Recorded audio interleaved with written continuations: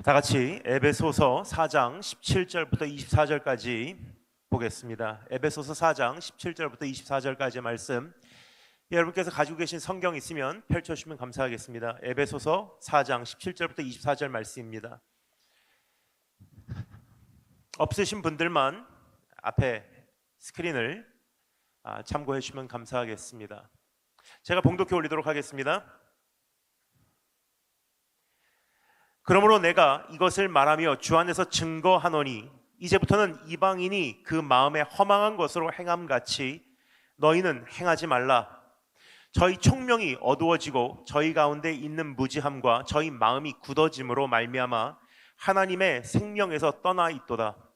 저희가 감각 없는 자 되어 자신을 방탕에 방임하여 모든 더러운 것을 욕심으로 행하되 오직 너희는 그리스도를 이같이 배우지 아니하였느니라. 진리가 예수 안에 있는 것 같이 너희가 과연 그에게서 듣고 또한 그 안에서 가르침을 받았을진데 너희는 유혹의 욕심을 따라 썩어져 가는 구습을 쫓는 옛사람을 벗어버리고 오직 성령으로 심령으로 새롭게 되어 하나님을 따라 의와 진리의 거룩함으로 지으심을 받은 새 사람을 입으라. 아멘. 다 같이 기도하겠습니다. 전도자가 가로되 헛되고 헛되며 헛되고 헛되니 모든 것이 헛되도다. 사람이 해 아래 수고하는 모든 수고가 자기에게 무엇이 유익한고. 주님, 2024년이 시작된 지 벌써 한 달이 지나고 이제 우리에게 남은 이 한 해 11개월이라는 시간이 되었습니다. 그동안 수고하며 달려온 우리 한 사람 한 사람을 주님 오늘 반겨주시옵고 각 사람에게 주님의 초청하시는 손길을 내밀어 펼쳐주시기를 간절히 소망합니다. 예수 그리스도의 보혈을 의지합니다. 오늘 우리를 정결케 하시고 주 성령께서 기름 부으셔서 우리 마음에는 감동, 영혼에는 새로운 생기, 그리고 우리의 마음에는 깨달음이 있게 하여 주시기를 간절히 소망합니다. 살아계신 우리 주 예수 그리스도의 이름으로 기도드립니다.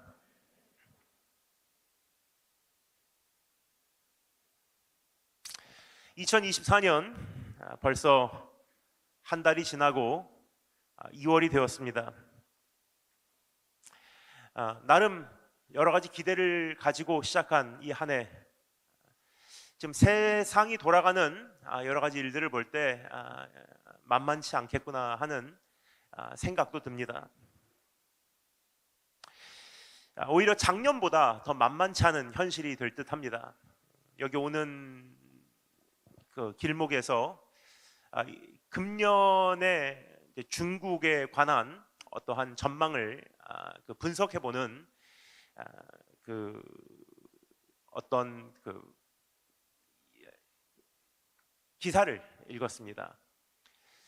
보니까 금년이 중국으로서는 큰 고비인 듯합니다. 그래서 여러 통계를 그 근거로 낸 조사 결과에 의하면 아마 그 역사상 최대 중국을 향한 반중 감정 그리고 혐오하는 어떤 그 사람들의 생각이 지배적으로 참 많이 퍼져가지 않을까 하는 것이 그 기사의 하나 우리에게 던져주는 전망이었습니다. 근데 그것보다 더 걱정이 되는 것은 이번 한 해 아마 중국과 대만 간의 전쟁이 있을 수도 있다는 그러한 가능성이 높아짐을 보게 됩니다. 이스라엘과 하마스 전쟁 지금 오히려 더 끌어오르고 있죠. 거기다가 헤즈볼라까지 참여를 하고 이제 이란하고 후티스라고 해갖고 리비아, 예멘 쪽에 해적들까지 이제 그 전쟁에 개입이 되는 과정 가운데 있습니다. 그리고 러시아 전쟁은 지금 끝날 줄은 모르고 지금 남북한 간에 어떠한 텐션이 있는지 우리 너무나 잘 알고 있지 않습니까? 참 만만치 않은 한 해가 되지 않을까 싶습니다. 또 이러한 가운데 악을 행하는 자들은 더 악하게 될 것이고 시대의 변화에는 더 가속이 붙을 것입니다. 사회의 왕래는 더 왕성해질 것이며 자연계의 자원은 더 빨리 고갈되고 환경은 더 빨리 파괴되며 조건은 더 빨리 악화될 것입니다.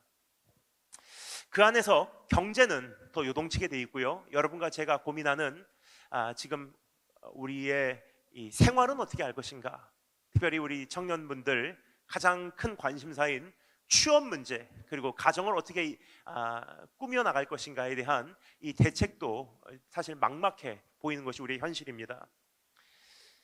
또 사회가 또 매우 강팍해져 가는 것 같이 보입니다. 사나워지는 것 같습니다. 범죄율은 지금 날로 상승하고 있지 않습니까? 뿐만 아니라 교회를 향한 혐오와 핍박, 이스라엘을 향한 미움은 더 깊어져 가고 체계화되어 가고 있습니다. 거짓 가르침, 이단, 사이비 종교, 그리고 타종교, 이방 종교, 우상 숭배 등등은 더 지금 판을 치고 있는 때가 된 것 같습니다. 무엇보다 지금 코로나 이후로 어떤 사회학자들의 그 조사에 의하면 지금 사회가 이렇게 변하고 있다, 거기서 탄생된 하나의 그 표현이 있는데 저의 관심을 이렇게 끌더라고요. Super Individualism이라고 해서 개인주의가 지금 굉장히 많이 온 세계로 퍼져 있는 것 같아요. 그 어떤 때보다도 사람들이 자기 중심적으로 살아간다는 것입니다. 코로나 때 우리가 그것을 거의 3, 4년을 나도 모르게 내 안에 주입시키고 연습을 했어요.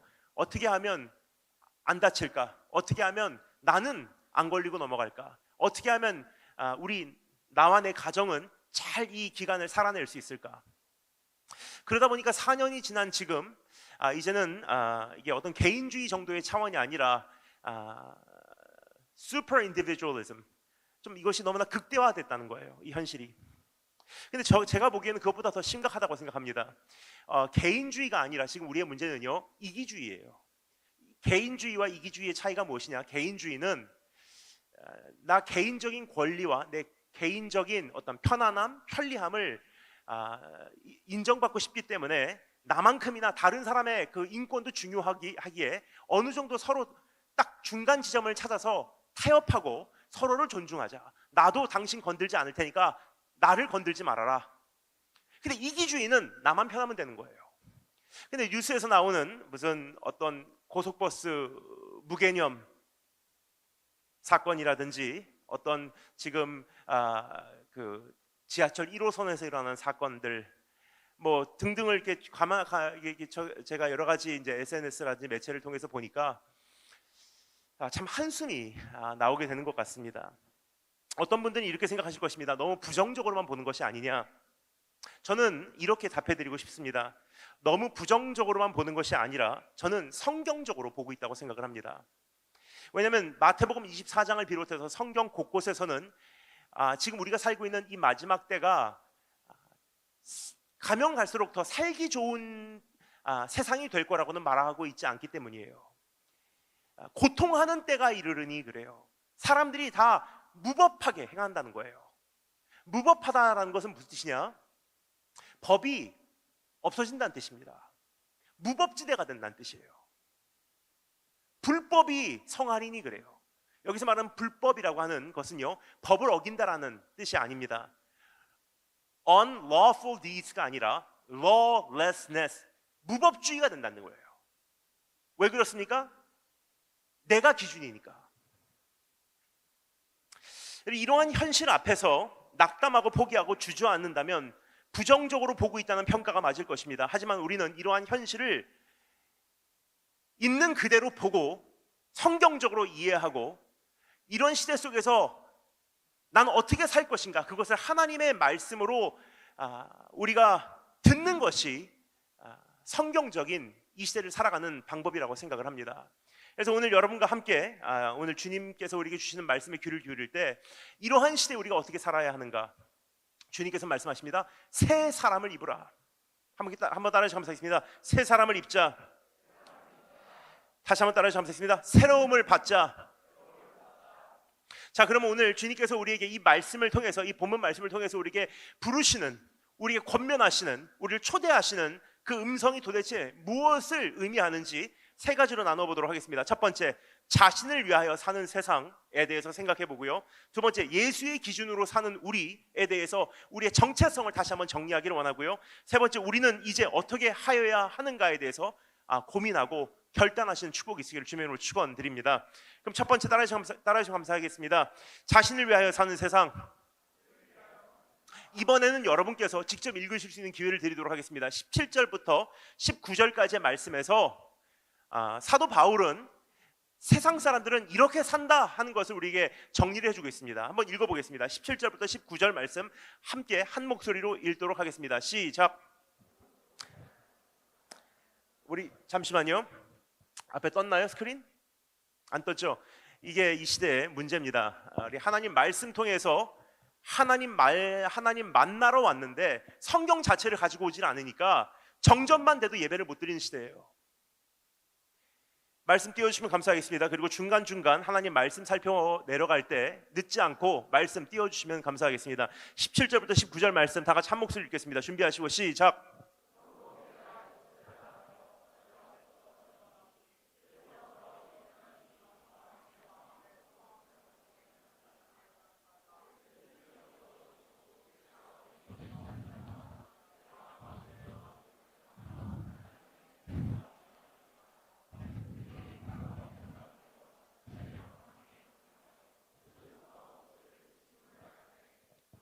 거기까지입니다. 아멘. 에베소서, 우리 본문 말씀이 4장이죠. 지금 읽은 것이 4장 17절부터 19절입니다. 근데 에베소서 2장으로 돌아가잖아요. 하나님께서 둘 된 것을 하나로 만드셨다고 하는 기록이 있습니다. 에베소 2장 14절 15절 말씀 제가 읽어드릴 테니까 여러분께서는 잘 들어주시면 좋을 것 같습니다. 그는 우리의 화평이신지라. 예수님에 대해서 이야기하는 것입니다. 예수님은 우리의 화평이신지라. 왜요? 물론 하나님과 우리 사이에 이 관계도 주님께서 기우셨어요. 그것에 대해서 이야기를 합니다. 그러나 그뿐만 아니라 서로와의 관계도 주님께서 화평케 하셨다는 것을 이야기하고 있는 것입니다. 그는 우리의 화평이신지라 둘로 하나를 만드사 중간에 막힌 담을 허시고 원수된 것 곧 의문에 속한 계명의 율법을 자기 육체로 폐하셨으니 이는 이 둘로 자기의 안에서 한 새 사람을 지어 화평하게 하시고 라고 기록되어 있습니다. 여러 가지 이것 해석이 있을 수 있지만 분명히 사도 바울은 여기서 한 가지를 놓고 이야기하고 있는 것을 알 수가 있습니다. 유대인과 이방인에 대한 이야기를 하는 거예요. 유대인과 이방인을 합쳐서 새로운 인종을 한 세 사람을 만들어내셨대요. 새로운 인종을 만들어내셨다는 것입니다. 유대인도 아니고 이방인도 아니고 이제는 the new race, 새로운 인종을 만드셨다고. 그게 예수님께서 하신 역사입니다. 그 인종은 무엇이냐? 크리스찬이에요. 그리스도인이라는 것입니다. 이젠 유대인도 아니고 이방인도 아니다. 너희는 그리스도인이라는 예수 그리스도 안에 있는 새로운 인종이다 라고 이야기를 하고 있는 것입니다. 그러므로 우리에게는 유대인과 같이 율법 아래에 있는 삶도 혹은 이방인과 같이 율법 밖에 있는 삶도 어울리지 않는다고 이야기를 하고 있는 것입니다. 우리는 모든 율법을 완성하신 예수 그리스도 안에 있는 새로운 삶을 허락받은 사람들이기 때문이에요. 그럼 크리스찬으로서 율법 아래에 있는 것도 아니고 율법 밖에 있는 것도 아니고 우리는 율법을 완성하신 그분 안에서 어떻게 살아야 하는가? 그래서 사도 바울은 특별히 이방인이라고 하는 예를 들어서 여기서 이렇게 말합니다. 이제부터는 이방인이 그 마음에 허망한 것으로 행함같이 너희는 행하지 말라 그래요. 허망한 것으로 너희는 행하지 말라. 여기서 말하는 이 허망하다라고 하는 표현은 성경적으로 아무런 목적이 없이 존재하다 혹은 그릇된 목적을 위하여 살아가다라는 뜻이에요. 그러니까 너희가 사는 인생은 이제 새로운 새로운 인종으로서 그리스도 안에 있는 새로운 사람으로서 너희는 아무런 목적 없이 흘러가지 말아라. 그릇된 목적을 추적하지도 말아라. 그것이 너에게 합당한 인생의 걸음걸이니라 라고 이야기를 하고 있는 것입니다. 즉 이방인의 삶은 아무런 목적이 없이 존재한다. 그들은 그릇된 목적을 위하여 살아간다라고 말해주고 있는 것입니다. 그렇다면 이방인들, 신앙 밖에 있는 사람들은 무엇을 위하여 살아가기에 아무런 목적이 없이 존재한다, 그릇된 목적으로 살아간다라고 우리에게 주의하고 있는 것일까? 19절에 보면 다음과 같이 말해주고 있는 것을 발견할 수가 있습니다. 저희가 감각 없는 자 되어 자신을 방탕에 방임하여 모든 더러운 것을 욕심으로 행하되. 좀 알아듣기 어려울 수 있지만 제가 설명을 드리자면, 요약해 드리자면 이런 뜻입니다. 세상 사람들은 자기 자신을 위하여 살아가고 있다고 말하고 있는 거예요. 그럼 세상 사람들은 무엇을 위하여 살아가냐? 한마디로 요약하잖아요. 자기 자신을 위하여 살아간다. 자기가 행복하기 위하여, 자기가 채워지기 위하여, 자기의 어떠한 인생의 보람됨을 느끼기 위하여, 자기가 즐겁기 위하여, 자기가 기쁘기 위하여. 그러니까 아무리 선행을 하는 것 같아도 표면적으로 보면요, 남을 위해서 살아가네, 이웃을 위해서 살아가네, 희생적으로 살아가네 보이지만 그 안에 깊은 곳에서는 채워지지 않은 것이 있기 때문에 그것을 채우기 위해 달려간다는 거예요. 내가 인정받기 위해서, 내가 뭔가 의미가 있는 삶을 살기 위해서, 내 인생에 대해서 self-actualization이라고 그러죠. 내 자신을 납득하기 위해서, 그래도 내 인생은 괜찮은 인생이야, 인정받기 위해서, 사랑받기 위해서, 채워지기 위해서 살아간다고 이야기를 하고 있는 것입니다. 아무리 세련되고 고상하게 포장해도 결국은 그들은 다 자기를 위해서 살아가고 있는 것이고, 오늘 여기서 말하고 있는 표현을 빌리자면 헛된 삶을 살아가고 있다고 이야기를 하고 있는 거예요. 그릇된 목적을 위해서 달려가고 있다라고 말하고 있는 것입니다.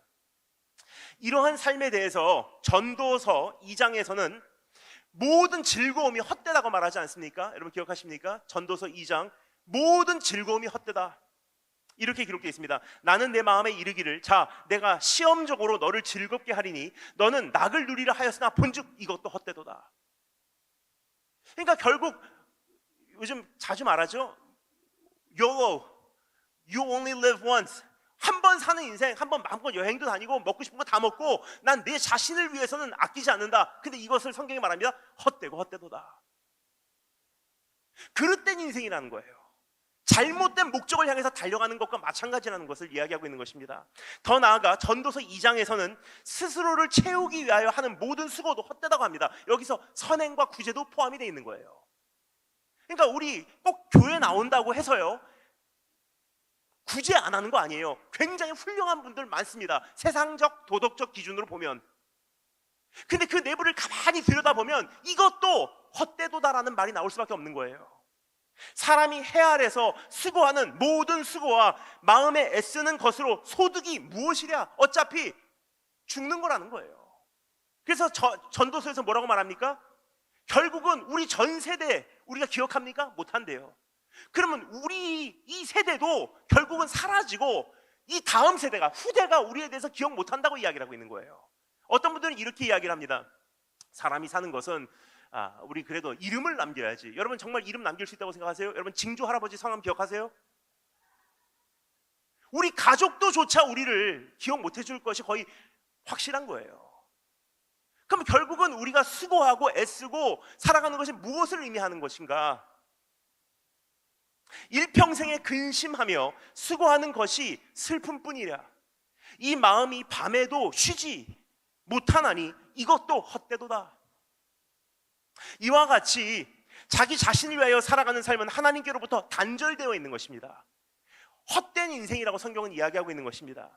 그리고 그 결과는 뭐라고요? 무지함이라는 결과를 도래하게 돼 있어요. 그럼 따라서 감사했습니다. 헛된 삶의 결과는 무지함이다. 옳은 것을 판단하고 선택할 수 있는 능력이 무뎌지게 된다는 뜻이에요. 이것은 좋고 이것은 나쁘고, 이것은 옳은 것이고, 이것은 그릇된 것이고, 이것은 영원한 것이고, 이것은 유한한 것이고, 여기에는 정말 나의 모든 것을 긁어서 투자할 만한 가치가 있고, 이것은 정말 썩어 없어질 것이라는 것을 판단할 수 있는 이 판단 능력이요, 휘어진다는 뜻이에요. 바른 것을 선택하지 못한다는 뜻입니다. 그래서 18절에서 이렇게 기록하죠. 저희 총명이 어두워지고 저희 가운데 있는 무지함과 저희 마음이 굳어짐으로 말미암아 하나님의 생명에서 떠나 있도다 그래요. 그러니까 헛된 삶을 따라가지 말아라. 왜요? 헛된 삶을 따라가다 보면 저희 총명이 어두워지고 바른 것을 스스로 판단하지 못하게 된다. 내 인생을 어떻게 투자해야 하는지, 무엇이 정말 하나님 앞에서 어차피 한 번 왔다 한 번 가는 인생, 어떠한 인생을 살아야 하는지 이게 헷갈려진다는 거예요.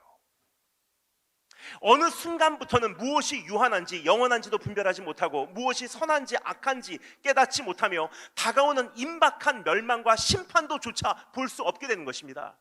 그래서 참 저는 한심한 사람들을 가끔 만나게 됩니다. 정말 세상이 점점 살기 힘들어지네요라고 이야기를 하면요, 이렇게 이야기를 해요. 뭐 지진하고 전쟁하고 기근은 언제나 있었던 거 아닙니까? 뭐 지금 특별히 뭐 마지막 시대라고 어떻게 말할 수 있겠습니까? 그렇게 이야기를 해요. 조금만 눈을 뜨고요, 뉴스만 봐도 인정할 수밖에 없다고 생각합니다. 그리고 성경에서는요, 이 마지막 시대를 뭐라고 말합니까? 해산의 고통에 비유를 해요. birth pain이라고 합니다. 이게 해산의 고통의 시작이라 그래요. 이것이 고통의 시작이라고 얘기를 합니다. 근데 해산의 고통이라는 단어를 왜 굳이 선택을 했을까? 여러분, 출산을 하는 여인을 옆에서 가만히 지켜보면요, 한 가지를 알 수가 있습니다. 한 가지 분명한 현상이 있어요. 임신하는 그 순간부터 출산하는 그 날까지 주기적으로 계속 끊임없이 통증은 찾아와요. 근데 다른 한 가지 분명한 것은요, 출산일이 가까이 오면 가까이 올수록 두 가지 변화가 일어납니다.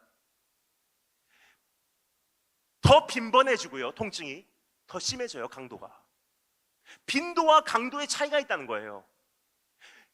지진, 수천 년 전에도 지진이 있었어요. 전쟁, 수천 년 전에도 전쟁이 있었어요. 기근 언제나 있었어요. 근데 문제는요, 그 어떤 때보다도, 인류 역사상 그 어떤 때보다도 더 빈번해지고 있고요, 강도가 더 심해지고 있다는 거예요. 밤새도록 살펴보아도 지금 여러분과 제가 어떤 때를 사는지를 다 설명드릴 수 없습니다. 하지만 한 가지 분명한 것은요, 이제는 스스로 속이지 말고 성경은 말하고 있는 것입니다. 눈을 뜨고 헛된 것을 쫓지 말아라. 왜냐, 헛된 것을 쫓아가다 보면 사람이라는 존재가요, 자기의 욕심에 눈이 멀어버리기 때문에 바른 것을 판단하지 못한다는 거예요. 예를 들까요? 누가복음 16장에 보면 부자와 거지 나사로에 대한 비유가 기록되어 있습니다. 근데 여기 보면 참 희한해요. 전 어렸을 때 이해가 안 갔어요. 왜 부자는 지옥 가고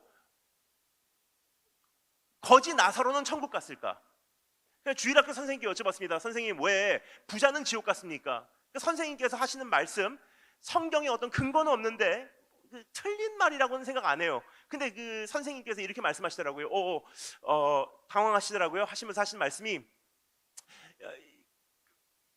그 거지는 예수님 믿어서 그래요. 맞는 말이에요. 그런데 정확한 대답은 아니었었어요. 그래서 제가 너무 궁금해서 그 말씀을 연구를 한 결과 깨닫게 된 것이 있습니다. 누가복음 전체를 이렇게 보잖아요. 그럼 예수님께서 여러 가지 비유로 이야기를 하세요. 어떤 사람에게 두 아들이 있었나니, 한 여인이 있었으니, 뭐 한 청년이 있었는데, 한 아버지가 있었고 그 아버지에게는 두 아들이 있었는데, 근데 모든 비유에 단 한 사람도 비유에 등장하는 어느 인물에게도 이름을 이야기한 적이 없어요. 근데 누가복음에 등장하는 수많은 비유 중에서 유일하게 딱 한 사람에게만 이름을 주셨어요. 누구죠? 나사로. 그러니까 그 이야기에, 그 예수님의 비유에 가장 중요한 그 요점이 무엇이었냐? 하나님께서 인정하시는 이름을 거지 나사로는 소유하고 있었고 부자는 노바디였다는 거예요. 근데 우리가 지금 굉장히 썸바디가 되려고 하고 있지 않습니까? 가끔 제가 이제 집회를 나가면 천차만별의 호텔에 저는 가서 투숙을 할 경험이 있습니다. 최하 호텔에 있어본 적도 많고요, 또 그래도 괜찮은 호텔에 저를 숙소를 잡아주신 경우도 있어요. 저는 참 다양하게 여러 가지 종류의 호텔을 경험하게 되는데, 조금 괜찮은 호텔 가갖고 이제 목사님하고 전도사님하고 장로님들이나 저하고 저녁 약속 시간이 돼서 저를 이렇게 픽해보시는 때가 있어요. 그럼 호텔 로비로 이렇게 들어오시잖아요. 그럼 가끔 호텔 로비에서 이렇게 목사님이나 이제 저를 픽해보시는 분 기다리다 보면 참 고급 자동차들이 들어와서 이제 거기서 이제 하차하시는 분들을 보게 됩니다. 근데 내리시는 분들 보면 막 그 호텔 직원들이 쫓아가서 누구누구님 오셨습니까? 무슨 고객님 하면서 이게 막 대우를 해드려요. 그러니까 보면서 느끼는 게 있습니다. 저 사람은 이 호텔의 썸바디인 거예요, 썸바디. 그래서 그 부자가 뭐라고요? 자색 옷을 입고 다녔대요. 과거 시대, 고대 시대에 자색 옷을 입었다는 것은 he was somebody, somebody란 뜻이에요. 어딘가 들어가면 그 사람의 어떤 존재가 사람들을 압도했다는 뜻입니다. 그러니까 호텔 로비에만 내려도 호텔 지배원이 쫓아가서 오셨습니까 하고 직접 모시는 그런 존재였다는 거예요. 근데 중요한 것은요, 그 사람이 죽은 다음에 주님께서 뭐라고 말씀하십니까? 내가 너를 알지 못한대요. nobody인 거예요. 왜 그렇습니까? 한평생 자기를 위해서 살아온 사람이에요. 자기를 위해서 살아온 사람이 결국 죽은 다음에 어떻게 되죠? 상황 판단 능력을 상실해버려요. 그래서 지옥을 갔는데 뭐라고 말합니까? 전 나사로를 보내서 우리 가족에게 가서 실제로 이 천국과 지옥이 있다는 것을 알려주게 해주세요라고 나사로를 시키라 그래요. 이 상황 판단 능력을 완전히 상실한 거예요. 자기가 지옥에 있고 나사로는 천국 갔는데 그 자체를 분별하지 못하고 한평생 살아온 대로. 그러니까 사람이란 존재는 그런 것 같아요. 어떤 거에 욕심이 딱 꽂히든지 무언가에 목마름이 심하든지 어떤 욕구가 자기의 어떤 의지를 앞서가기 시작하잖아요. 가장 먼저 나타나는 현상, 판단력이 휘기 시작해요. 내 옆에 두어야 될 사람과 멀리해야 될 사람 분별하지 못해요. 소중한 관계와 정리해야 되는 관계를 분별하지 못해요. 내가 정말로 시간을 투자해야 될 것과 시간을 투자하지 말아야 될 것을 알아보지 못한다는 거예요. 한평생 자기를 위해서 살아온 부자, 지옥 갔는데도 자기가 아직도 나사로를 부릴 수 있다고 생각하는 거예요. 그러면 나사로를 보내서 우리 가족에게 보내서 여기 오지 말라고 좀 이르게 해주세요. 한평생 그랬겠죠? 자기 집 앞에 먹고 자는 거지를 데려다가 나사로야 몇 푼 줄 테니까 밥 해결해 줄 테니까 거기 가서 심부름 좀 하고 오렴. 우리의 삶이 참 지금 무엇을 위해서 달려가는지 한번 돌아봤으면 좋겠습니다. 성경에서 말하는 이 인생, 헛된 삶을 이제는 버리라고 이야기를 하고 있어요. 그릇된 목적을 향해서 가는 것. 여러분 인생 목적 무엇입니까? 한번 크게 하나 터뜨려야지. 그래서 열심히 주식하고 코인 하시는 분들 많은 것 같아요. 뭐냐? 한 건 터뜨리는 게 내 인생을 바꿀 거라고 꿈을 꾸는 거예요. 뭔가 한 건 하면 내 인생이 바뀔 거야. 여러분께서는 지난 한 해 어떻게 지내오셨는지, 그리고 지나온 나의 인생 어떻게 달려오셨는지 한번 돌아봤으면 좋겠습니다. 아무런 목적이 없이 혹은 그릇된 목적을 위하여 살아오진 않았는지요. 유한하고 세속적인 것을 위하여 열심을 내며 달려오지는 않았는지요. 양심이 화인맞아 서서히 무감각해지는 도덕적 기준이 자기 안에 형성되는 것조차 분별하지 못하고 달려오진 않았는지, 자기가 행복하기 위하여 혹은 자기가 채워지기 위하여, 자기가 즐겁기 위하여, 자기가 기쁘기 위하여 살아오지는 않았는지 한번 스스로를 돌아볼 수 있는 우리 첫날 밤 주님과의 시간이 되기를 주님의 이름으로 축원드립니다. 자, 그럼 두 번째로, 이게 세상이에요. 자기를 위하여 살아가는 것, 자기 자신을 채우려고 하는 것, 그래서 분별력을 상실한 것. 그러니까 이 세상의 도덕적 기준이라는 것이 굉장히 이게 잘못됐다는 거예요. 왜요? 제정신으로 세운 기준들이 아니기 때문에. 이게 좋은 거야 하고 지금 사회적으로 어느 정도 보편화되어 있는 이 도덕적 기준을 가만히 들여다보면 굉장히 왜곡이 돼 있어요. 근데 그조차 우리가 분별하지 못하고 사회가 우리에게 안겨주는 이 도덕적 기준을 그대로 받아들이고 사는 경우가 참 많다고 말씀을 드리고 있는 것입니다. 그럼 우리는 이제 어떠한 기준으로 살아가야 하는지 두 번째 따라 하시면서 하겠습니다. 예수의 기준으로 사는 우리. 20절 21절 읽겠습니다. 20절 21절 다 같이 한 목소리로 읽겠습니다. 준비하시고 시작. 다시 한번 20절입니다. 20절 21 시작.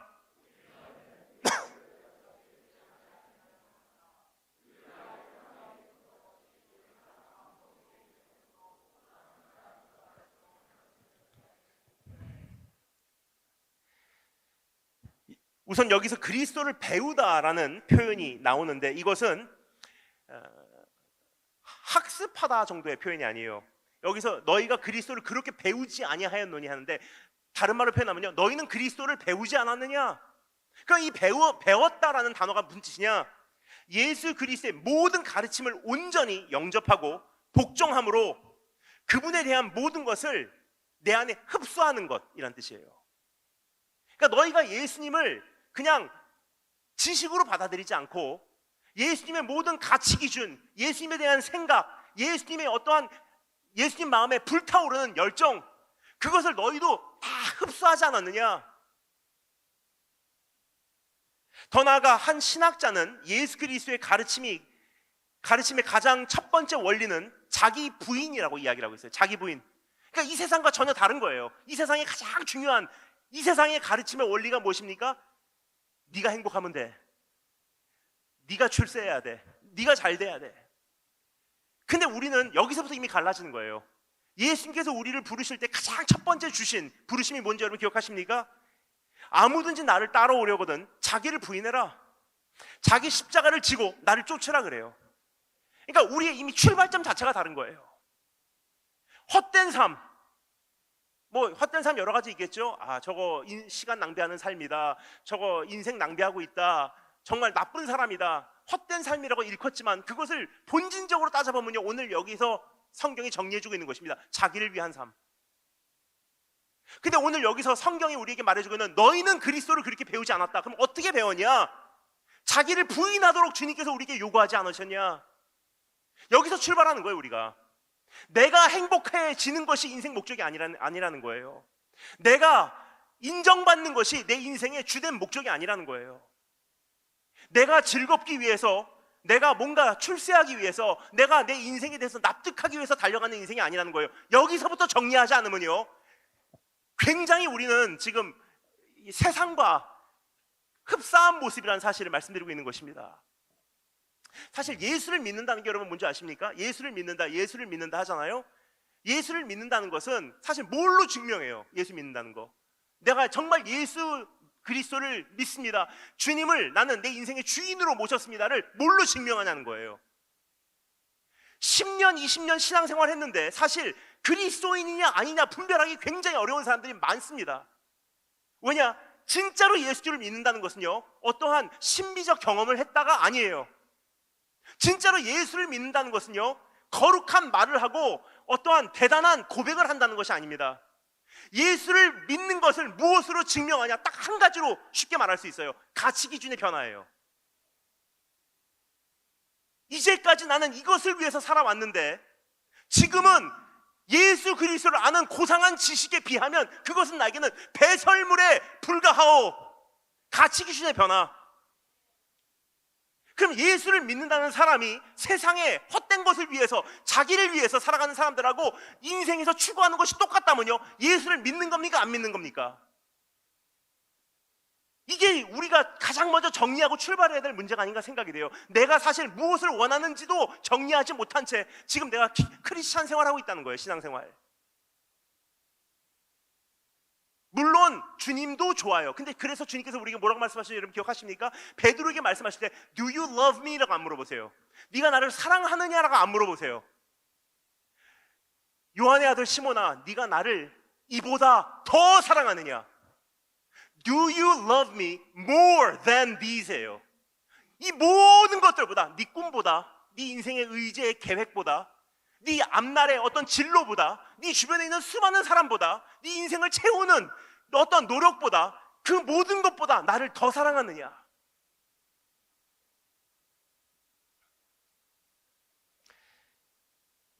나를 따라오려거든 자기를 부인하고 자기 십자가를 지고 나를 쫓으라 라고 말씀하신 주님의 음성. 쉽게 말하면 나를 따른다고 하는 것은 더 이상 너 자신을 위해서 살아가는 삶이 아니라 나의 기준에 합격되기 위해서 달려가는 삶이다라고 주님께서 말씀하고 계신 것입니다.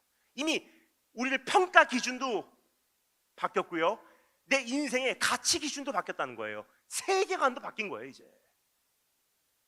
예수 그리스도를 삶의 목적으로 삼고 예수 그리스도의 기준으로 인생을 살아가는 것입니다. 그래서 사도 바울은 오늘 이 본문 말씀 21절에서 다음과 같이 말하고 있지 않습니까? 진리가 예수 안에 있는 것 같이 너희가 과연 그에게서 듣고 또한 그 안에서 가르침을 받았을진데 그래요. 우리는 예수 그리스도의 원칙과 질서와 우선순위와 가치 기준에 대하여 듣고 또한 가르침을 받았다는 뜻이에요.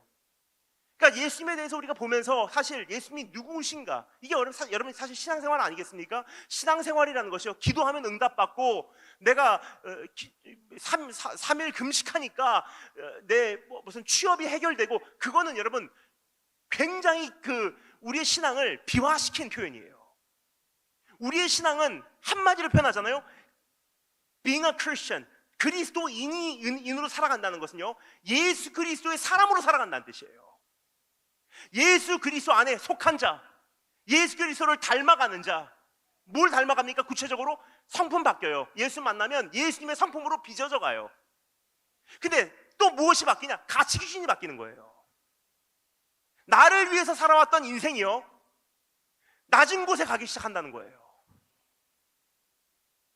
나를 채우기 위해서 달려갔던 인생이 더 이상 나를 채우기 위해서 달려가는 인생이 아니라 남을 채우기 위해서 달려가는 인생으로 바뀌기 시작한다는 거예요. 가치 기준이 바뀌어요. 가치 기준이 바뀐다는 것은 무엇입니까? 하루의 일과를 마무리하거나 한 해를 정리할 때, 주님 앞에서 청산할 때 내 인생을 스스로 엄격하게 진단하고 판단하는 평가 기준이 바뀐다는 거예요. 다른 사람들은 날 인정해 주지 않아도요, 취업 실패하고 진학 실패해도요, 정말 하나님 앞에서 내가 바로 살았다는 그 기준에 스스로 합격된다면 그 합격인 거예요. 근데 문제는요, 지금 이 시대의 가장 큰 문제는 크리스찬들이라고 하는 사람들이 세상 사람들하고 평가 기준하고 가치 기준하고 별로 차이를 못 느끼겠어요. 이것이 우리에게 요구된 삶입니다. 이것이 크리스찬에게 합당한 삶인 것입니다. 이것이 우리가 이루어 나가야 하는 삶인 것입니다. 세상살이를 정신없이 하다 보면 누구라도 경험하게 되는 중력이 있습니다. Gravity. 세상 살다 보면요, 이 중력에 우리가 계속 끌려가는 것 같아요. 그 중력은 무엇이냐? 세상의 기준에 빨려 들어가는 중력이에요. 그러니까 조금만 회사 다녀도요, 쉽게 알게 됩니다. 나도 모르는 사이에 여기서 캠프 갔다가 돌아갔는데 처음 한 달 정도는 괜찮아요. 근데 사람이 You are what you eat and you are who you hang out with. 누구하고 우리가 관계하고 무엇을 먹고 어떻게 지내는가에 따라서 결국 그게 내가 되더라고요. 매일 만나서 대화하는 거에 영향을 받아요. 그러면 어떻게 되죠? 중력에 끌려 들어가는 거예요. 조금 시간이 지나고 돌아보면 내 자신이 변해 있는 모습에 소스라지게 놀랄 수밖에 없습니다. 나도 모르는 사이에 내가 세상적인 사고방식을 하는 거예요. 나 자신을 위해서 살아가고, 어떻게 하면 내 가정 잘 꾸미고, 어떻게 하면 내 인생 계획 잘 세우고, 어떻게 하면 내가 좀 더 행복해질 수 있고, 내가 인정받으면 되고, 내가 행복하면 되고, 내가 즐거우면 되고. 세상 사람들이 중요하게 여기는 것을 우리도 중요하게 여기게 되고, 세상 사람들이 찾아보는 것을 우리도 눈여겨보기 시작하며 세상 사람들이 평가하는 기준으로 삶을 바라보게 되는 것입니다. 그러다 보면요, 우리도 모르는 사이에 우리는 그 마음에 허망한 것으로 행하게 돼 있어요.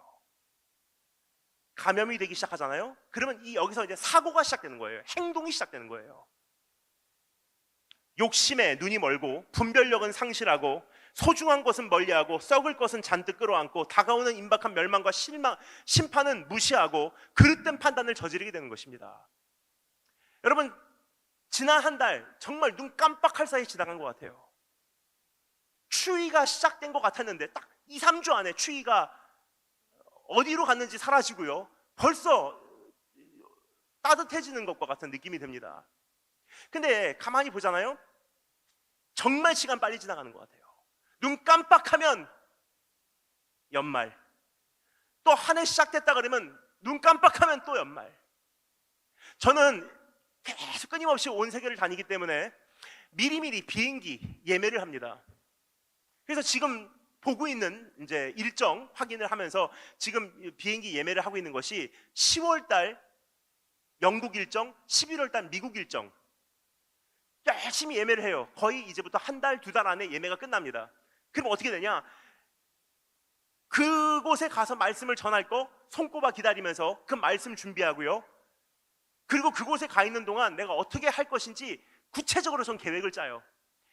예를 들어서 런던에서부터 어디까지는 어떻게 이동하고, 거기서 내리면 누가 픽업을 오고 거기서 집회를 3박 4일 하게 되면은 어떤 말씀을 전하게 되고 굉장히 저는 계획을 잘 짭니다. 그래서 제 머릿속에 제 나름대로는 제가 그 닥터 스트레인지라고 생각해요. 수십만 가지의 가능성을 다 시나리오를 돌려봐요. 그 비행기가 못 뜨면 어떻게 할까? 그때 그곳에 가서 눈이 오면 어떻게 될까? 실제로 있었던 것입니다. 제가 한 11월 말에 거의 자주 가는 한 곳에 집회가 있어요. 토론토, 캐나다 토론토에서 집회예요. 근데 11월 정도 되면요, 눈이 많이 옵니다. 그래서 제 생각에는 비행기가 결항될 확률이 높은 거예요. 그래서 항상 저는 토론토 집회 갈 때 한 이틀 정도 먼저 갑니다. 일본만 해도요, 집회 당일날 도착하는 경우도 많아요. 토론토 같은 경우는 하루 전날도 아니에요. 이틀, 3일 전에 토론토에 도착할 준비를 해요. 왜냐? 어떤 일이 있을지 모르니까. 근데 실제로 있었던 일이에요. 재작년이었나요? 한 1년 정도 전에 토론토 가는 그때 일어난 일입니다. 제가 이제 미국 아마 달라스인가 어딘가에서 비행기를 환승을 했어요. 그리고 이제 국제선 열몇 시간 되는 비행에서 내려서 이제 달라스인가에서 환승을 하고 토론토로 향하는 비행기를 탑승하자마자 이제 안심하고 잠에 든 거예요. 깊이 잠에 들었어요. 자면서 이제 생각하기를 이제 눈 뜨면 토론토다, 이제 다 왔다 생각하고 그러니까 잠을 잔 거예요. 근데 이제 도착할 때쯤 돼서 사람이 정신이 좀 깨잖아요. 이제 거기서 이제 방송하는 게 귀에 들려옵니다. 뭐라고 하는데 잘 잠결을 듣지를 못했어요. 뭐라고 하는데 마지막에 한 단어가 저를 놀라게 했어요. 오타와 그러더라고요. 오타와? 하다가 잠결에, 물론 잘 압니다. 잘 아는데 잠결에 오타와가 토론토가 있는 중가 하고 다 잤어요. 그러다가 갑자기 깜짝 놀라서 일어나 보니까, 알고 보니까 너무 많이 눈이 오고 너무 많이 안개가 껴서 한참을 비행기가 돌아다니다가 1시간째 비행기가 그 상공을 돌아다니다가 결국은 토론토에 착륙하지 못하고요, 오타와로 간 거예요. 오타와가 어디냐? 약 500km 떨어진 곳에 내려준 거예요. 밤 12시에 착륙을 했는데 이미 다 머리에 시나리오에 돌려놓은 거예요. 이런 시나리오도 있다는 것을 알기 때문에 비행기에서 착륙하는 순간부터 자동차 예약에 들어갑니다. 렌터카. 왜냐? 오타와에서부터 토론토까지 운전하고 가야 되잖아요. 근데 비행기 탑승해 있는 300명 이상의 사람들이 그 시간에 예상치 못한 오타와로 착륙했을 때 모든 사람들이 렌터카 할 것이 이미 예상이 돼요. 그래서 다른 사람들보다 먼저 렌터카를 주문을 해야 되는 거예요. 막 주문을 했어요. 예약을 마쳤습니다. 오타와에서 내리자마자 렌터카 센터 가니까 다른 사람들 다 줄 서 있는데 차가 없대요. 대차할 만한 것이 없대요. 근데 제가 딱 손들었어요. 레저베이션? 하니까 오래요. 그래서 저는 그 자동차 올라타고 그때부터 토론토까지 안개를 들고 진짜 눈앞에 아무것도 안 보이더라고요. 평소 같으면 4시간 반이면 가면 되는 거리를요, 9시간 정도 걸려서 그냥 눈길을 뚫고 가는 거예요. 이렇게 굉장히 많은 시나리오를 돌려봐요. 근데 우리가 가만히 한번 생각해 보잖아요. 우리의 인생도 그런 것 같아요. 정말 한 치 앞 알지 못합니다. 근데 정말 세월이 빠른 속에서 참 나름대로 여러 가지 계획을 세우고 살아요. 그래서 저 같은 경우는 11월 달, 10월 달, 12월 달에 있을 계획까지 미리 세워놓습니다. 근데 중요한 것은 뭐냐? 이렇게까지 치밀하게 계획을 세워놓고 말씀 준비하고 딱 그 집회 끝나면 내년이에요. 어느 사이에 돌아보니까 제가 청소년 캠프, 청년 캠프를 이렇게 와서 말씀을 전한 지 18년 됐더라고요. 눈 깜빡하면 지나가는 세월이에요. 주님께서 우리에게 말씀하신 것은 이것입니다. 너 어떻게 살래? 취업하기 위해서 정신없이 달려가니까 30, 한참을 달려가니까 40. 제가 이것 때문에 미국을 버렸어요. 제가 미국에서 행복한 생활하고 있었던 것, 저는 그 추억, 그 향수가 아직도 가끔 올라와요. 그래서 제가 제일 좋아하는 컴포트 푸드, 내 영혼의 음식이 무엇이냐? 팬케이크예요. 취미 생활이 무엇이냐? 베이킹이에요. 그래서 집에서 열심히 베이킹합니다. 보통 집회 없는 날 아침에 일찍 일어나서 프렌치 토스트하고 팬케이크를 직접 만들어 먹어요.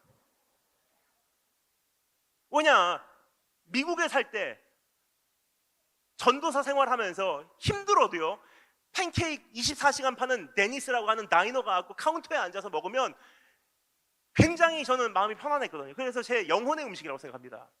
근데 이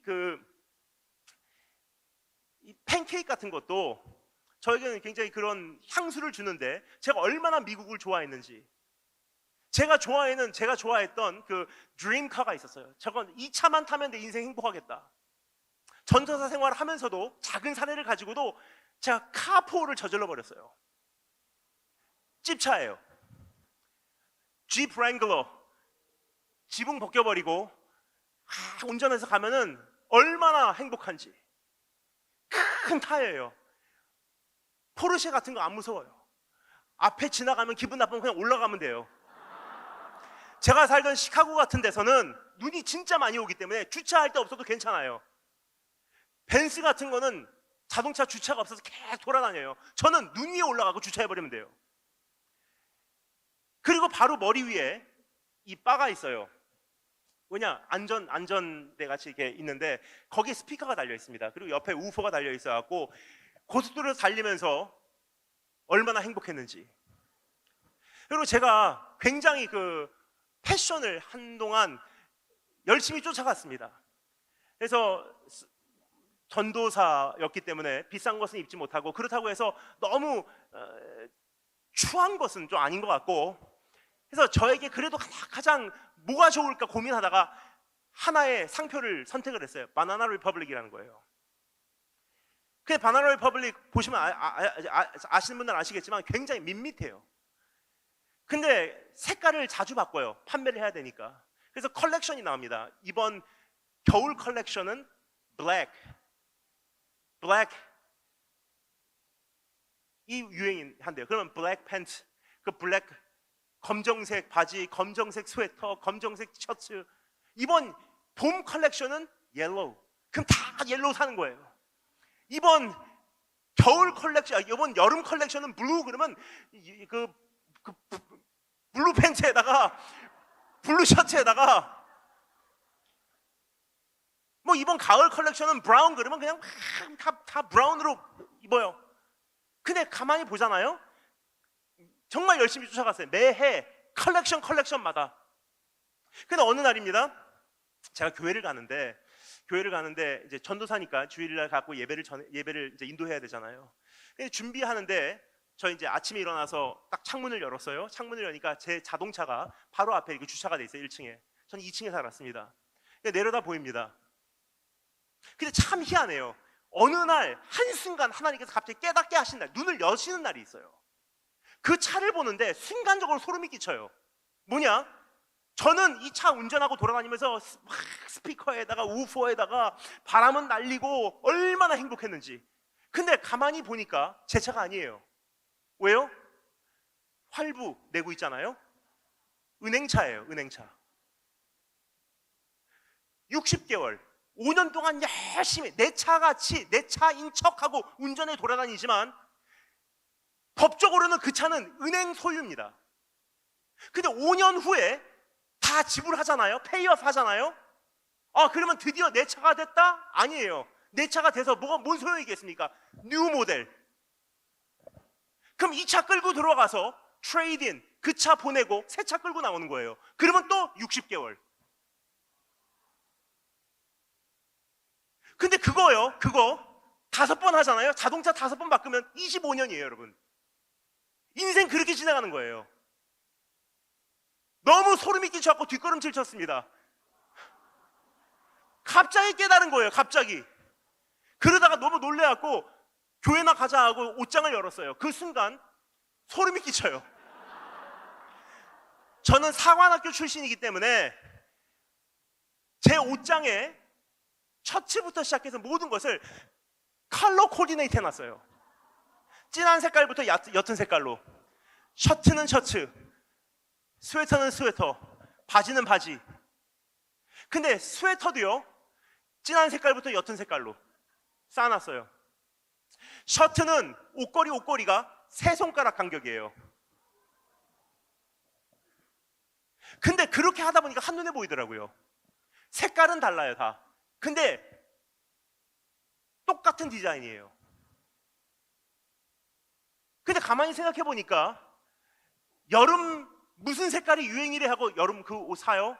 그걸로 옷을 다 입습니다. 겨울 모레, 가을 모레 그렇게 해서 옷 몇 번 바꾸잖아요? 10년이에요. 그렇게 하다가 갑자기 우울해지더라고요. 일단 옷을 입고 교회를 갑니다. 교회 가는데 그날따라 주변에 주일날 아침에 자동차가 한 대도 없었어요. 신호에 이제 좌회전 신호 받고 들어가려고 깜빡이 켜고 있는데 이런 생각이 들더라고요. 오늘 내가 여기서 사고가 나서 교회를 못 가게 되면 어떻게 될까? 교회에서 저한테 아마 병문안 올 거예요. 근데 제가 더 이상 교회를 못 나가게 되면 어떻게 될까? 아, 정말 안타까워요 할 거예요. 그리고 제가 돌보던 영어 예배부 학생들, 청년들은 저를 굉장히 그리워하긴 할 거예요. 그런데 문제는 뭐냐? 그 다음 주부터 새로운 전도사님 모실 거예요.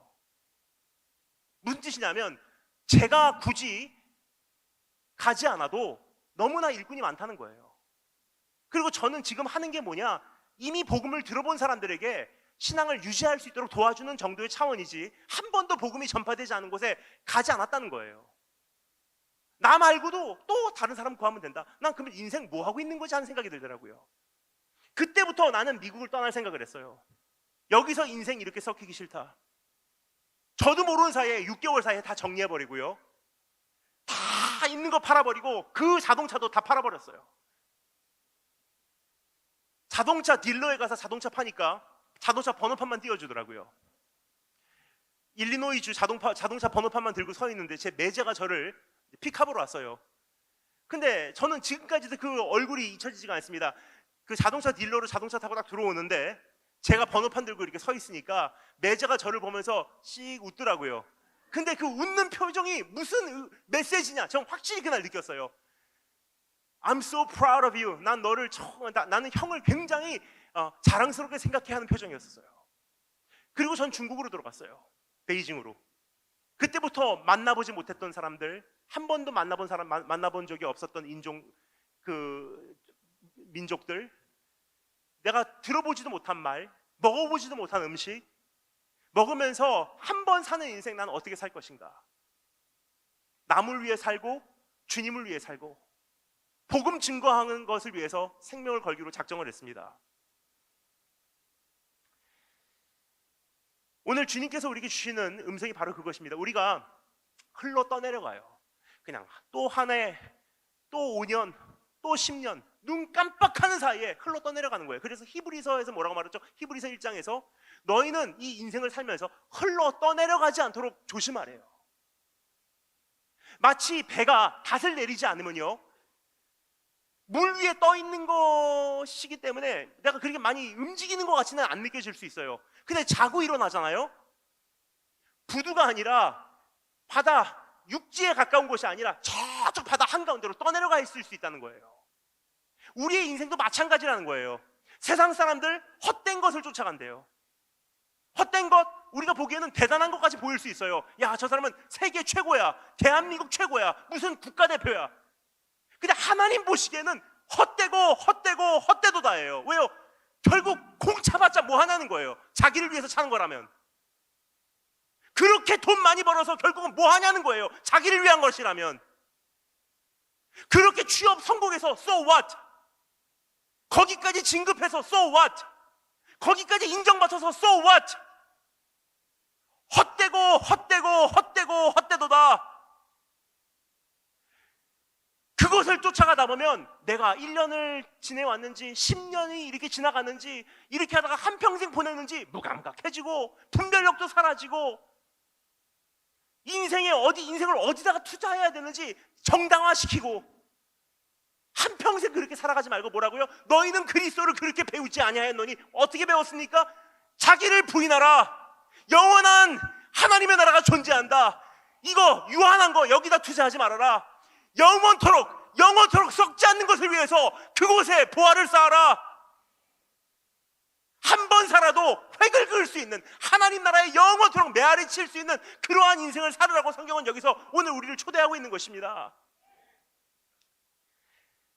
자기를 위한 삶에서 돌아서서 예수 그리스도를 기준으로 삼는 삶을 살아라.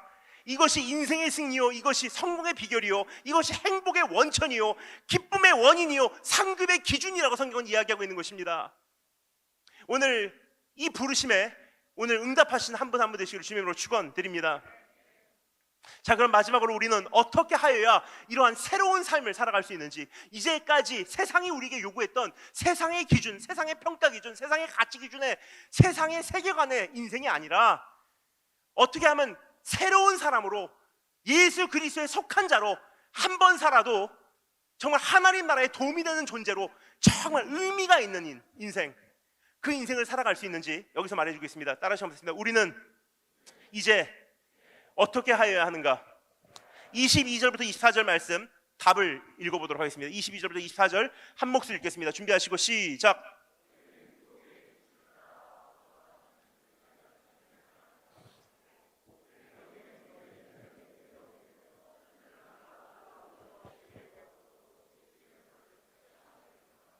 아멘.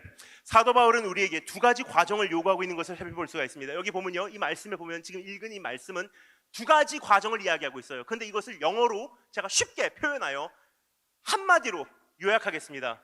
Let the old one go and let the new one in. 옛 것은 보내고 새 것을 받으라고 이야기를 하고 있어요. 옛 것, 세상의 것, 이제까지 내가 추구했던 삶, 세상에서 어렸을 때 태어날 때부터 배웠던 삶, 이게 중요한 거야. 인생은 이거야. 세상에선 이렇게 살아야 돼. 세상 살아가는 방식, 이것을 버리래요. 그리고 let the new one in, 새로운 것을 받아들이래요. 이것은 나의 의지가, 나의 선택이, 내 어떠한 의도가 담긴 내 결단이 필요하다는 것을 이야기하고 있는 거예요. 왜냐? 버리고 받아들이는 것은 나로부터 시작되는 거니까 내가 선택해야 되는 거예요. 하나님, 나 이거 정리하겠습니다. 이제 나는 다시 살아보고 싶습니다. 이제 새롭게 시작하고 싶습니다. 헛된 것을 추구하지 않고 새로운 것을 추구하고 싶습니다. 이제까지 인생 인정받았을지 몰라요. 이미 일찍 성공했을 수도 있어요. 또 반대로 어떤 사람들은요, 이미 태어날 때부터 정말 힘들게 어렵게 살아오신 분들도 계실 거예요. 근데 이제까지 어떻게 살아왔는지가 중요한 게 아니라는 거예요. 그리스도 예수 안에 있으면 우리가 새로운 피조물이라고 하잖아요.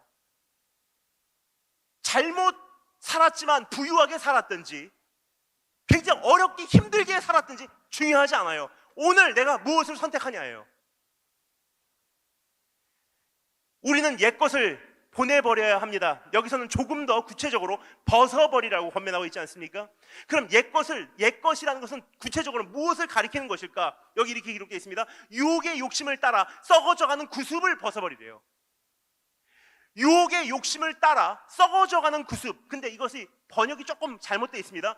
영어 원어하고 이렇게 가까운 영어 번역을 보니까 원어에 가깝습니다. 이렇게 기록되어 있습니다.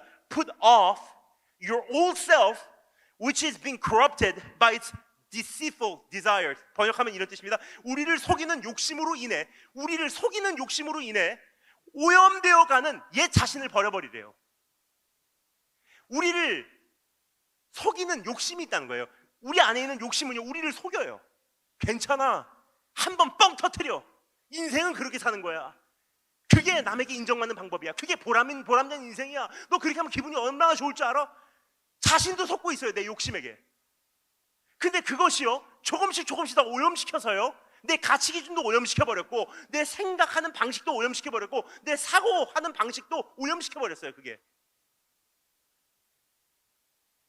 그렇습니다. 우리의 욕심은 우리를 속입니다. 우리의 욕심은 우리에게 무언가 될 것만 같은, 무언가 큰 거 한 방 터뜨릴 것만 같은 가상을 보여주고 있습니다. 우리의 욕심은 우리에게 이것만 가지면 행복하고 저기까지만 가면 성공할 것이라고 속삭이고 있습니다. 그러나 성경은 우리를 흔들어 깨우며 이렇게 말하고 있습니다. 무엇을 위하여 살겠느냐? 속지 말라. 너는 옛 것을 벗어버리라. 정신 바짝 차리지 않으면요, 금방 속아버리더라고요. 또 사도 바울은 우리에게 이렇게 이야기하죠. 옛 것은 버리고 뭐라고요? 새 사람을 입으래요. 그럼 이 세 사람은 도대체 어떠한 사람인가? 하나님을 따라 의와 진리의 거룩함으로 지으심을 입은 사람이라고 여기 얘기하고 있죠. 조금 알아듣기 힘든 표현이에요. 근데 정확한 번역을 하잖아요. 조금 알아듣기 쉽습니다. 정확한 번역은 이런 뜻입니다. 너희는 참된 의와 거룩함의 면에서 하나님과 닮은 그 세 사람을 입으라. 진리와 거룩함의 면에서 하나님을 닮은 그런 사람이 되라. 하나님의 기준에 합당하게 살아가는 것이 의입니다. 하나님을 목적 삼고 사는 것이 우리의 성별된 삶, 바로 거룩함이라는 거예요. 하나님의 기준에 합격되기 위해서 달려가는 삶, 그리고 하나님을 위해서 존재하는 삶, 이것이 하나님 닮은 삶이에요. 바로 이것을 우리가 입으라고 성경은 이야기하고 있는 거예요. 인생의 목적의식을 바꾸라는 거예요. 뭐를 위해서 살아가냐? 어떻게 하면 하나님 눈동자에 합격되기 위해서 살아갈 수 있을까? 어떻게 하면 하나님만을 위해서 존재할 수 있을까? 이게 가능할까? 마지막 질문입니다. 이게 가능할까? 이렇게 사는 것이 가능할까? 자기의 기준으로 여태까지 살아왔는데, 그러면 하나님의 기준에 합당한 삶과 하나님을 목적 삼고 사는 삶을 나는 과연 살아낼 수 있을까라는 질문을 드리고 있는 것입니다. 그래서 23절에서 뭐라고 말하냐? 오직 심령으로 새롭게 되어, 그래요. 여기서 나오는 이 심령으로 새롭게 되어 했을 때, 새롭게 되다라는 표현은요, 아나네우라고 하는 헬라어인데, 이것은 신약에서 여기 말고는 다른 곳에서 사용된 적이 없습니다. 그래서 이 단어의 정확한 의미는 우리가 해석할 수 없지만, 이 단어하고 뉘앙스가 거의 비슷한 결의 단어가 고린도후서 4장 16절에 사용되고 있어요. 읽어드릴게요. 그러므로 우리가 낙심하지 아니하노니 겉사람은 후패하나 우리의 속은 날로 새롭도다. 똑같은 결의 단어예요. 그리고 고린도후서 5장 17절, 그런즉 누구든지 그리스도 안에 있으면 새로운 피조물이라. 이전 것은 지나갔으니 보라 새 것이 되었도다. 그래서 오늘 여기서 말하는 이 단어와 똑같은 단어예요. 오직 심령으로 새롭게 되어. 즉 여기서 말하는 이 새롭게 되다는 것은 무슨 뜻이냐? 이 표현은요, 예수 그리스도께서 우리 안에 이루신 역사를 말해주고 있는 거예요. 네가 새롭게 하라가 아니라 새롭게 됨을 받아. 너희가 심령을 새롭게 하라라고 말하지 않습니다. 오직 심령으로 새롭게 되어, 다른 말로 심령으로 새롭게 됨을 받아. 새 사람을 입으라. 그렇습니다. 주님께서 우리의 심령, 태도, 인생관, 우선순위, 가치기준, 삶의 목적을 만져주셔야 되는 거예요. 그러니까 주님께서 어느 날 어떤 사람에게 와서요, 만져주시는 날이 있어요. 저도 그것을 경험했다고 말씀드렸지 않습니까? 어느 순간 눈이 열려버린 거예요. 이거 내 차 아니네? 내가 지금 이렇게 하다가 인생 10년, 20년 지나가게 생겼네? 경각심. 근데 저뿐만 아니더라고요. 아브라함도 똑같았어요. 여러분, 창세기 11장에 보면요, 창세기 12장 1절부터 이제 아브라함이 하나님께 부르심을 받는 그 장면, 이제 가라 하시는 그 장면이 12장부터 등장을 하는데, 그때부터 하나님께서 아브라함을 통해서 인류 역사를 바꾸시는, 구원의 길을 여시는, 예수 그리스도의 길을 적극적으로 준비하시는 그 장면이 12장부터 열립니다. 근데 11장 바로 직전에 무슨 내용이 있냐? 아브라함의 형제가 죽습니다. 그때 그는 깨달아요. 자기 아버지보다도 자기 형제가 먼저 죽는 거예요. 그럼 인생은 먼저 왔다고 먼저 가는 게 아니고, 먼저 와도 나중 갈 수 있구나. 나중에 왔다고 먼저 갈 수 있구나. 인생은, 이 세상은 질서가 깨진 세상이구나. 토대가 없는 세상이네. 이 세상이 왜 이럴까 하는데 아버지가 돌아가신 거야. 데라. 아버지가 돌아간다는 것은 아브라함의 인생에 기반이 흔들리기 시작했다는 거예요. 인생의 기름이 뽑혔다는 뜻이에요. 나는 그러면 이제 어디서 살지? 난 여기서 뭐하러 살지? 하는데 그 집안에는 이미 죽음의 그림자가 깃들이고 있었습니다. 자기 형제도 죽고 아버지도 죽고, 근데 새로운 생명은 안 태어나요.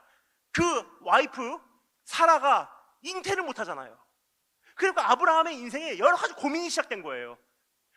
인생은 의미가 무엇일까? 내가 여기서 이 죄악된 이 바벨론 땅에서 여기서 계속 이 하란, 우르에서 계속 살아갈 이유가 있을까?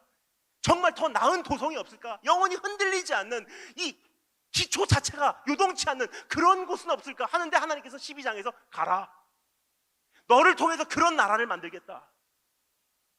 그러니까 우리에게 그런 깨달음이 있는 날이 있어요. 똑같이 오늘도 똑같이 회사에 출근했는데 어느 날 깨닫기 시작하는 거예요. 이건 아닌데?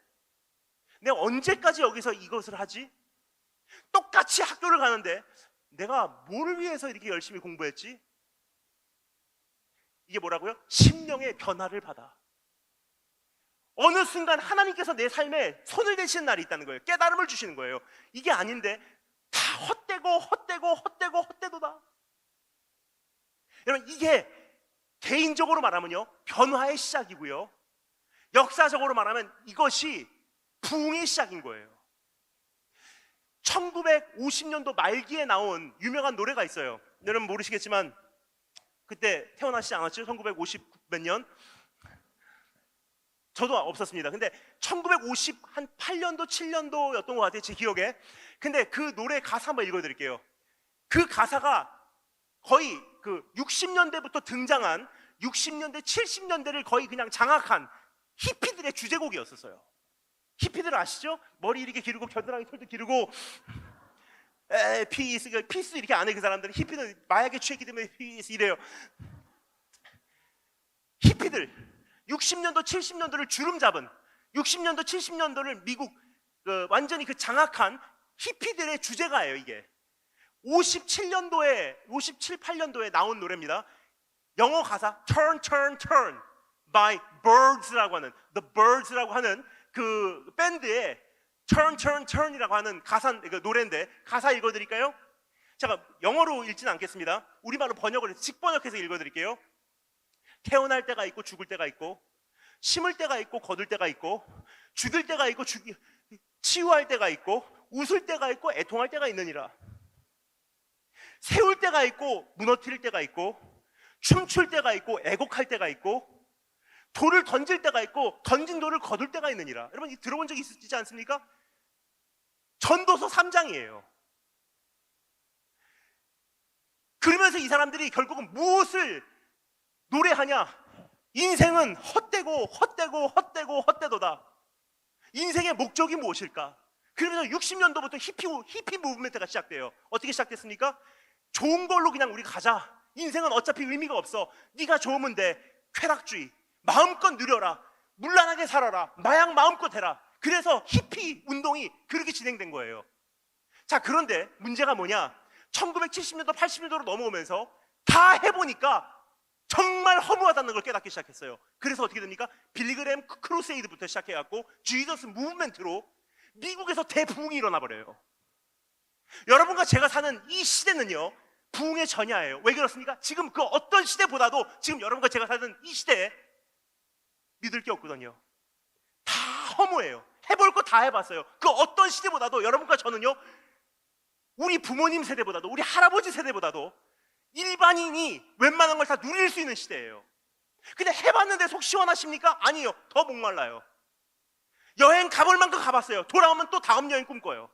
먹을 만큼 먹어봤어요. 근데 먹었는데 채워지지가 않아요.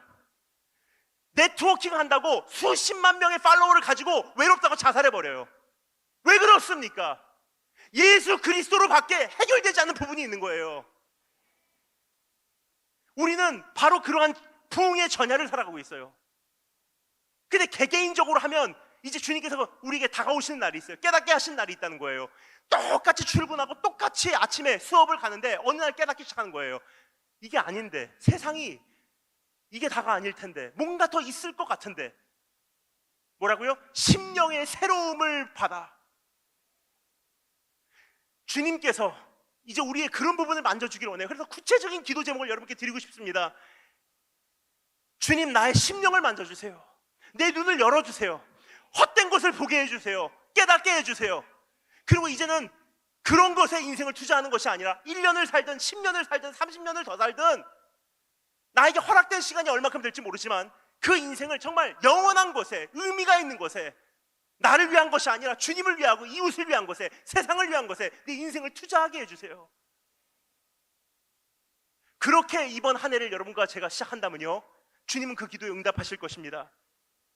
오늘 그렇게 한 해를 살아간 우리가 2024년도를 마무리하게 되는 날, 주님의 칭찬이 우리를 기다리고 있을 것입니다. 다 같이 고개 숙여주시면 감사하겠습니다.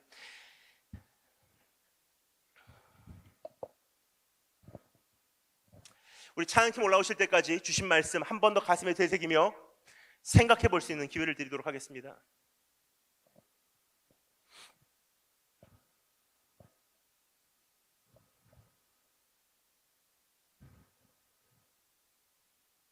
찬양팀 올라오실 때까지 잠시 눈을 감고 주신 말씀 한 번 더 가슴에 되새기며 주님 앞에 나가도록 하겠습니다.